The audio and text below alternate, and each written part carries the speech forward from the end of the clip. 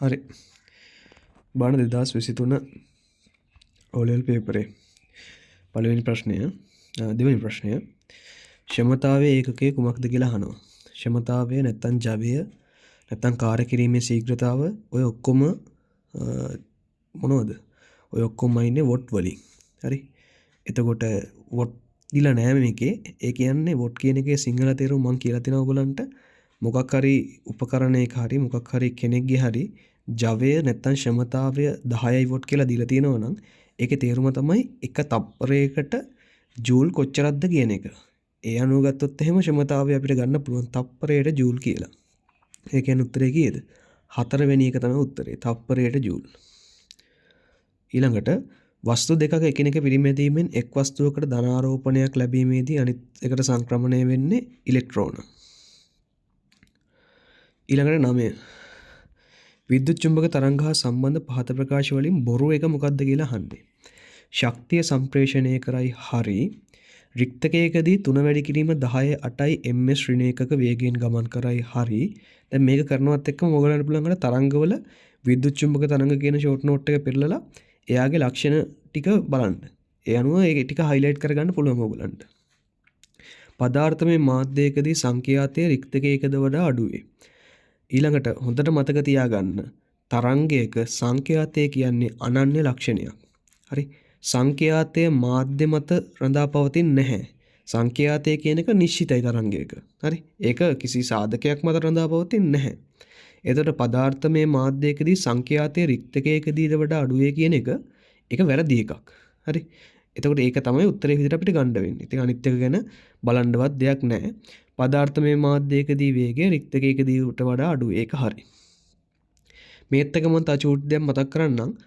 අන්වායම තරංග නැත්තම් ධ්වනි තරංග ගත්තොත් එහෙම ධ්වනි තරංගවල වේගය වඩාත්ම වැඩි වෙන්නේ රික්තකයකටත් වඩා ඝන අවස්ථාවන් වල. හරි. ඝන අවස්ථාවන් වල වැඩිම ද්‍රව අවස්ථාවන් වල ඊළඟට වැඩිම වායු අවස්ථාවන් වල ඊළඟට. ඔහොම තමයි වෙන්නේ. ඊළඟට 14 ආලෝක වර්තනය පිළිබඳ පහත ප්‍රකාශ සලකා බලන්න. ඕකේ. ආලෝකයේ වර්තනය වන්නේ විරලතර මාධ්‍යයක සිට ගහනතර මාධ්‍යයකට ගමන් ගන්නා විට පමණි. පට්ට බොරු. එහෙම එකක් නැහැ. වර්තනය වෙන එක විරලතරද ගහනතරද කියලා නැහැ. විරලතරින් ඉඳන් ගහනතරටත් යනවා. ගහනතරින් ඉඳන් විරලතරටත් යනවා. ඒක අදාළ වෙන කාරණයක් නෙවෙයි. වර්තනයට හේතු වන්නේ මාධ්‍ය දෙකෙහි ආලෝක වේග වෙනස් වීමයි. අන්න ඒක හරි. හරි. ආලෝක වේගය වෙනස් වීම මතනේ අපි ගහනතර විරලතර කියලා අපි දාගන්නේ මාධ්‍ය වලට. ආලෝකයේ වේගය වැඩි මාධ්‍යට අපි කියනවා විරලතර මාධ්‍ය කියලා. ආලෝකයේ වේගය අඩු මාධ්‍යට කියනවා ගහනතර මාධ්‍ය කියලා. එහෙමනේ අපි කතා කරගත්තේ. හරි. ඊළඟට වර්තනයේදී ආලෝකයේ සංඛ්‍යාතය වෙනස් වේ පට්ට බොරු. හරි. සංඛ්‍යාතය කියන එක යුනික් කෙනෙක්. එයා මාධ්‍ය මත සහ වෙන සාධක මත ඩිෆෙන්ඩ් වෙන්නේ නැහැ. එයා යුනික්. හරි. ඒ අනුව ඔයගලන්ට උත්තරයට යන්න පුළුවන්. ඊළඟට 15 පොළොව මතදී ගුරුත්වජ ත්වරණය 10යි ms ඍණ 2 වේ. මේක නම් මේ අර ගාන නේද? අර 2016 ඉඳන් අහගෙන ගාන නේද? සඳ මතදී එමාගේ පොළවේදී මෙන් 6න් එකයි. එහෙනම් පොළවේදී බරෙන් 6න් පංගුවයි හඳේදී බර. පොළවේදී බර 600යි නම් හඳේදී බර 100යි. පොළවේදී බර 1200යි නම් හඳේදී බර 200යි. කියන ගානෙන් 6න් පංගුවයි. පොළොව මතදී බර නිව්ටන් 60යි නම් හඳේදී කීයද? එකෙන් 6න් පංගුවයි 10යි නිව්ටන්. ඊළඟ එක. නැවක සිට මුහුදු පතුලට යවන ලද අතිදැනි තරංගයක් පරාවර්තනය වී නැව වෙත පැමිණීමට තප්පර 4ක් ගත වේ. මුහුදු පතුලට ඇති ගැඹුරු 2880යි නම් මුහුදු ජලය තුල අතිදැනි තරංගයේ වේගය කොපමණද? හරි. වේගය කියන දුර බෙදීම කාලයෙන් ගන්න පුළුවන් නේ. එහෙම නැත්නම් එක තප්පරයකට අදාළ වෙන දුර කියලා එහෙම ගන්නත් පුළුවන්. ඔය දෙවිදිහටම ගන්න පුළුවන්. කොහොම හරි එයා ගිය දුර දැන් ඕකේ බලන්න ඕන බොහොම කල්පනාවෙන් බලන්න ඕනේ. නැවක ඉඳලා මුහුදු පතුලට යවනවා. මම පොඩි රූපයක් ඔයගොල්ලන්ට ඇඳලා පෙන්නන්නම්. මේ රූපය මම කලිනුත් මේ ඇඳලා තියෙනවා. හරි. මෙහෙම තියෙන මුහුදු පතුල. මෙහෙම තියෙන මුහුද. මේ නැව. හරි. එතකොට මේක මෙතන වැදිලා ආපහු එන්න තමයි ගමන් මේ ආපහු එන්න තමයි තප්පර 4ක් ගියේ. ඒතර හොඳට තේරුම් ගන්න ඒ කියන්නේ මුහුදු පතුලට ඇති ගැඹුර වගේ දෙගුණයක දුරක් තරංගයේ ගමන් කරලා තියෙනවා තප්පර 4කදී. එහෙනම් දුර විදියට 2880 කියන එක දැම්මොත් වැරදි. දාන්න ඕනේ 2880 ඒවා දෙකක් දුර විදියට. හරි. එතකොට 2880 වැඩි කිරීම 2 ඒක තමයි දුර බෙදීම කාලයට ගන්න තප්පර 4ක්. හරි. ඒ කියන්නේ 4ෙන් බෙදලා ගන්නයි තියෙන්නේ. 2880 වැඩි කිරීම 2 කියන්නේ 4000 එහෙම ගාණක්නේ. එතකොට ඒ ගාණ බෙදීම 4 කියන්නේ 1000 ගාණක්. 1440යි කියලා එන්නේ උත්තරේ. හරි. හරිම ලේසි ඒ වැඩේ. නිකම්ම ගන්න තියෙන්නේ. ඊළඟට සන්නායකයක ප්‍රතිරෝධය කෙරෙහි පහත ප්‍රකාශ සලකා බලන්න කියලා තියෙනවා. ප්‍රතිරෝධයට බලපාන සාධක මොනවද කියලා ටග්ගාර මේත් එක්කම පෙරලා බලන්න ඕගොල්ලෝ නෝට් එකේ. ලස්සන බලන්න. බලලා ඒකට හයිලයිට් පාරක් දාන්න. බලන්න ඒතර ප්‍රතිරෝධයට මොනවද බලපාන්නේ? ප්‍රතිරෝධයට බලපාන සාධක 3යි. සන්නායකයේ දිග, සන්නායකයේ හරස්කඩ වර්ගඵලය, සන්නායකයේ හැදිලා තියෙන මාධ්‍ය. ඕක තමයි බලපාන සාධක 3. සන්නායකයේ දිග වැඩි වෙද්දි ප්‍රතිරෝධය වැඩි වෙනවා. සන්නායකයේ හරස්කඩ වර්ගඵලය පළල වැඩි වෙද්දි එයාගේ ප්‍රතිරෝධය අඩු වෙනවා. හරි. එතකොට ඕකේ ගත්තොත් එහෙම සන්නායකයේ දෙකලව මේ ප්‍රකාශ ටික සන්නායකයේ දෙකලවර විභවාන්තරයේ මත රඳා පවතී. ඔව්. නෑ. ඔව් නෙමෙයි වැරදි. ප්‍රතිරෝධය රඳා පවතින අට සාධක තුනම ඒක වැරදි. සන්නායකයේ දිගට අනුලෝමව සමානුපාතික වේ. ඔව්. දිග වැඩි වෙද්දි ප්‍රතිරෝධය වැඩි වෙනවා. මං කිව්වා විදිහට දිග අඩු වෙද්දි ප්‍රතිරෝධය අඩු වෙනවා. ඒ අනුව B හරි. C සන්නායක තුලින් ගන්න ධාරා මත රඳා පවතී එකත් පට්ට වැරදි. ඒ අනුව ගත්තොත් එහෙම B තමයි උත්තරේ. B පමණි. ඊළඟට 25 දකුණු පසින් දැක්වෙන්නේ A හා B ලෝහ දෙකකින් සැදුම්ලත් ද්විලෝහ පටියකි. මෙහි වැඩියෙන්ම ප්‍රසාරණය වන ලෝහය A වන අතර අඩුවෙන්ම ප්‍රසාරණය වන ලෝහය B වේ. ද්විලෝහ පටියේ උෂ්ණත්වය වැඩි කළ විට ඒ හැඩය වෙනස් වන්නේ පහත් සඳහන් කුමන ආකාරයටද? හොඳට මතක තියාගන්න ද්විලෝහ පටියකදී නැමීමක් තමයි සිද්ධ වෙන්නේ. හරි. ඒ කියන්නේ දෙන්නම එකට ඇටච් කරලා තියෙන්නේ. එකට ඇටච් කරලා තියෙන හින්දා එතන මේ ඒගොල්ලන්ගේ ප්‍රතිරෝධ මේ ප්‍රසාරණතාව වෙනස් හින්දා පොඩි නැමීමක් තමයි සිද්ධ වෙන්නේ. එතකොට නැමෙද්දි හොඳට මතක තියාගන්න යටට සෙට් වෙන කෙනාගේ නැත්තම් බාහිරටම සෙට් වෙන කෙනාගේ දිග තමයි මේ කියන්නේ එයාගේ දිග වැඩි. ඒ කියන්නේ දැන් හිතන්නකෝ මෙහෙම. දැන් මම මේකේ තියෙන එකක් අරන් පෙන්නන්නම්කෝ. දැන් මම ඔයගොල්ලන්ගේ පොඩි ප්‍රශ්නයක් අහනවා. මං අහනවා මෙන්න මෙහෙම. හරි. මේකේ A ගේ දිගද වැඩි B ගේ දිගද මෙන්න මේ අවස්ථාවේ. හරි. A ගේ දිගද වැඩි B ගේ දිගද? ඔයගලන්ට තේරෙන්න ඕනේ A ට වැඩිය B ගේ දිග වැඩි කියලා. ඕකේ. එතකොට A ට වැඩිය B ගේ දිග වැඩි කියන එකේ තේරුම තමයි දෙන්නම එකම ගානට කලින් හිටියා කියන්නේ. ඒ කියන්නේ B කියන එකේනා වැඩිපුර ප්‍රසාරණය වෙලා තියෙනවා. ඒ කියන්නේ අනිවාර්යෙන්ම වැඩි ප්‍රසාරණතාවයක් තියෙන්න ඕන මේක හැටියට B ට. මං කියන එක තේරෙනවා. අපි ප්‍රශ්නය අනුව බලමු ඒක. ඒක වෙන කතාවක්. මං කියන්නේ මෙන්න මේ වගේ හැඩයක් තමයි එන්න ඕනේ. එතකොට දැන් මේකේ අහන්නේ මොකද්ද කියලා බලන්න. වැඩියෙන් ප්‍රසාරණය වන්නේ A. එහෙනම් එළියට සෙට් වෙන්න ඕනේ A. මේ තුන්වෙනි උත්තරේ වැරදි. මොකද වඩාත්ම දිග වෙලා තියෙන්නේ B නේ. ඒ අනුව අපිට උත්තරයට යන්න පුළුවන් 4 තමයි උත්තරේ. හරි. වඩාත්ම වැඩි දිග තියෙන්නේ එයාට. එතකොට ඒක තමයි උත්තරේ විදිහට ගන්න පුළුවන් එන්නේ. මේ වේ මොකක් හරි තව ප්‍රශ්න තියෙනවා නම් අමතරව ඔයගොල්ලෝ කෝල් එකක් දාලා අහන්න. ඒකේ ප්‍රශ්නයක් නැහැ. හරි. 26.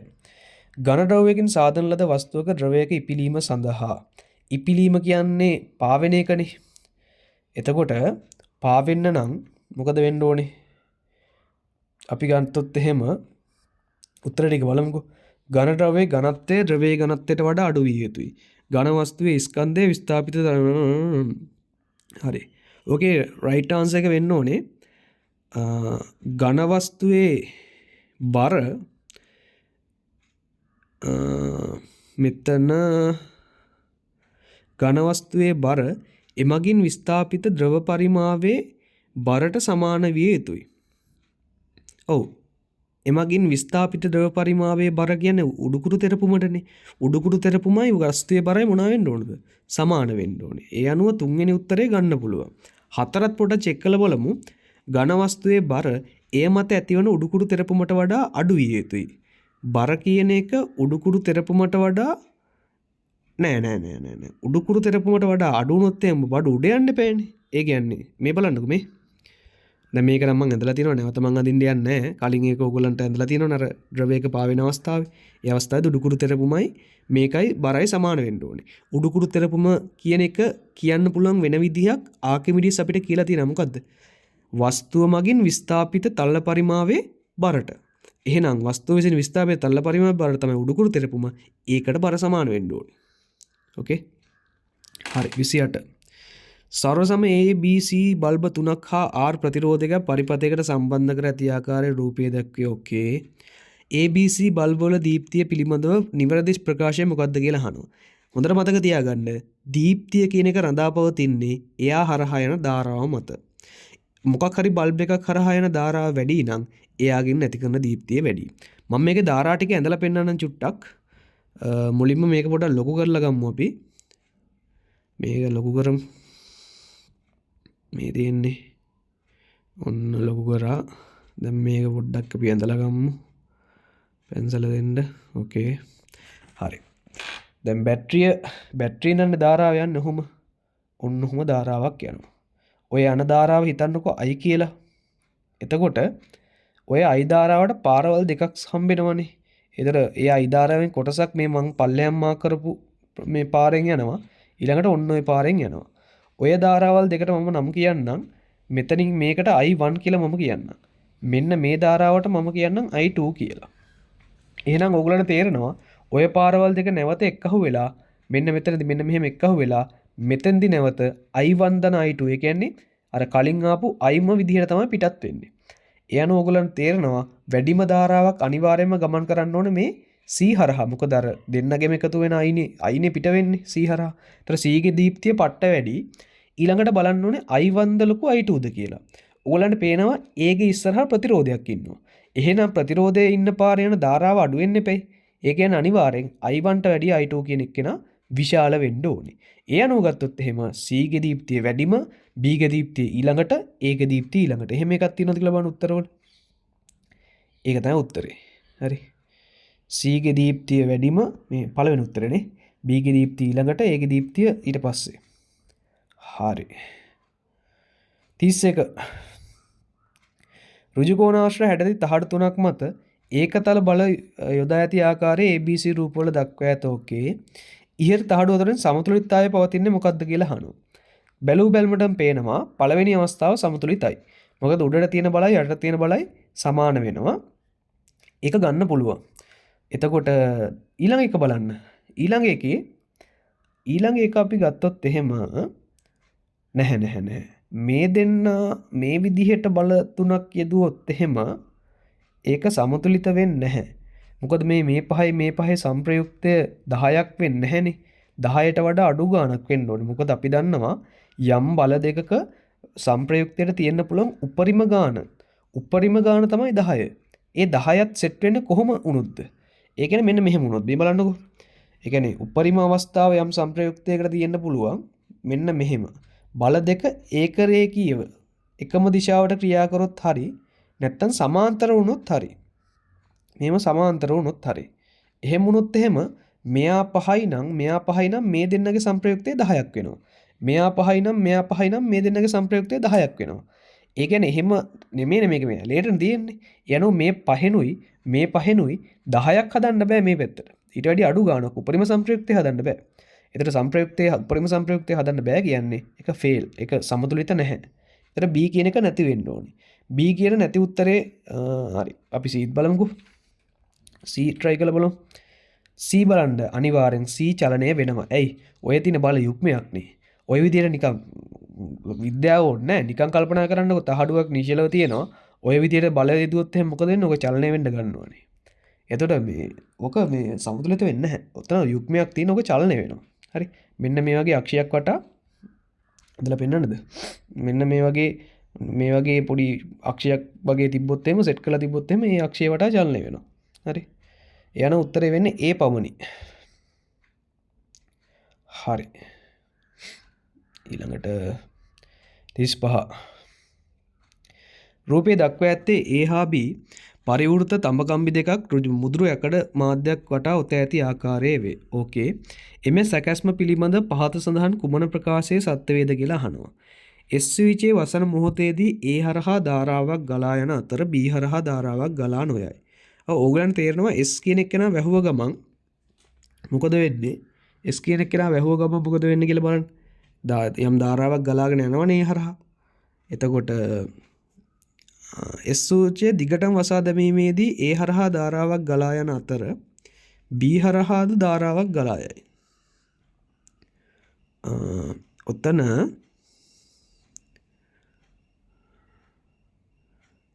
S ස්විචයේ වසන මොහොතේදී පමණක් B හරහා ධාරාවක් ගමන් කරයි. S ස්විචයේ විවෘත කරන මොහොතේදී සහ වසන මොහොතේදී පමණක් B හරහා ධාරාවක් ගමන් කරයි. හරි. ඔතන අපි කොහොමද ඕක ගන්නෙ? මෙතන අපිට ගන්න පුළුවන් ඔතන ඇත්තටම හරි උත්තරේ වෙන්නේ 4 වෙනි එක. ඒ කියන්නේ දායම් මේකේ තියෙන විද්‍යුත් චුම්බක ප්‍රේරණය කියලා එකක් තියෙනවනේ. ඒතර විද්‍යුත් චුම්බක ප්‍රේරණය කියන එක මේකේ පළවෙනි උත්තරේ ගත්තොත් මේකේ ධාරාවක් මේකේ විද්‍යුත් චුම්බක ප්‍රේරණයේදී ඔයගලන්ට මතකද චුම්බකයේ අරන් එහෙට මෙහෙට යද්දී ඒ කියන්නේ චුම්බක ශේෂ්ත්‍රය වෙනස් වෙද්දී යම් ධාරාවක් ඇති වුණා නේද කියලා මතකද මම කියලා දුන්නා. ඒක මම කලින් එකේදී කියලා දුන්නා. ඒක බලන්න චුට්ටක්. එතකොට මම වෙනම වීඩියෝ එකකුත් ඒකට දානවා කියලා කිව්වා. තාම නම් දාගන්න බැරි වුණා. දැන් තමයි මේ කටහඬ චුට්ටක් හරි ගියේ. ඒතර ඔයගලන්ට තේරෙනවා කලින් වීඩියෝස් වල තියෙනවට වඩා ටිකක් වෙනස් කටහඬ දැන් ටිකක් හරි ගිහිලා තියෙන්නේ. එතකොට ස්විච් ඒ කියන්නේ S ස්විචේ වහපු ගමන් අර මෙයා හරහා ධාරාවක් යන හින්දා කවුද මෙයා? මම එදලා පෙන්නන්න. මෙන්න මෙයා හරහා ධාරාවක් යන හින්දා මෙයා චූටි කාලේ ඔයගොල්ලෝ ඉගෙන ගන්න මොකක් හරි සන්නායකයක් වටා ධාරාවක් යනවා නම් එයා චුම්බකයක් වෙනවා. හරි පොඩ මතක් කරලා බලන්න ඔය යකඩ ඇණයක් වටා ධාරාවක් යවුවොත් එහෙම යකඩ ඇණයක් කරා ධාරාවක් යවුවොත් එහෙම මේකට අර පොඩි මේ යකඩ කෑලි එහෙම ආකර්ෂණය වෙනවා. ඒතර මෙයා චුම්බකයක් වෙනවා. ඒතර මෙයා චුම්බකයක් වුණාට පස්සේ ඒ කියන්නේ කලින් චුම්බකත්වයක් මෙයාගේ තිබ්බේ නැහැ නේ. ඒතර එකපාරට චුම්බකයක් වුණපු ගමන් චුම්බක ශේෂ්ත්‍රයේ වෙනසක් ඇති වෙනවා. හරියට නිකන් මෙතෙන්ද මේ එකපාරට චුම්බකයක් කියන්නේ මේ හින ඈත ඉඳන් එකපාරට මෙතන චුම්බකයක් ලං කරා වගේ. ඒ වගේ අර මේ විදිහට චුම්බක හොලවද්දි නැත්තම් මේ චුම්බක ශේෂ්ත්‍රයේ වෙනසක් වෙද්දි මෙන්න මේ සන්නායකේ හරහා ධාරාවක් යනවා. ඕකනේ අපි විද්‍යුත් චුම්බක ප්‍රේරණය කියලා ඉගෙන ගත්තේ. ඒ කියන්නේ අපි කලින් එකේදී කතා කරේ විද්‍යුත් චුම්බක ප්‍රේරණය කියන්නේ ඕකට. එතකොට ඔය ටක් ගාලා වහන අවස්ථාවේදී විතරයි බඩු හැබැයි ධාරාවක් අරකේ හරහා ගමන් කරන්නේ. මොකද දිගටම ධාරාවක් ගමන් කර කියන්නේ දිගටම මේක වහලා තියෙද්දි වෙනසක් වෙන්නේ නැහැනේ. ඒ කියන්නේ මෙතෙන්ට ආවා ඇවිල්ලා නතර වෙනවා. මෙහෙම නතර වෙනවා වගේ. හරි. ඒතර මේක හරහා චුම්බක ශේෂ්ත්‍රයේ වෙනසක් වෙන්නේ නැහැ. හරිද? හැබැයි එක පාට මේක මේ ඇරිය ගමන් මේ ස්විචේ විවෘත කරපු ගමන් මොකද වෙන්නේ? හරියට නිකන් මේ මොකද වෙන්නේ? මෙතන තිබ්බ චුම්බක ශේෂ්ත්‍රය එක පාට ඈතට ගියා වගේ. හරි. එක පාටට තිබ්බ චුම්බක ශේෂ්ත්‍රයේ වෙනසක් වීමක් සිද්ධ වෙනවා. චුම්බක ශේෂ්ත්‍රයේ වෙනසක් වීමක් සිද්ධ වෙලා නැවත ධාරාවක් ඇති වෙනවා.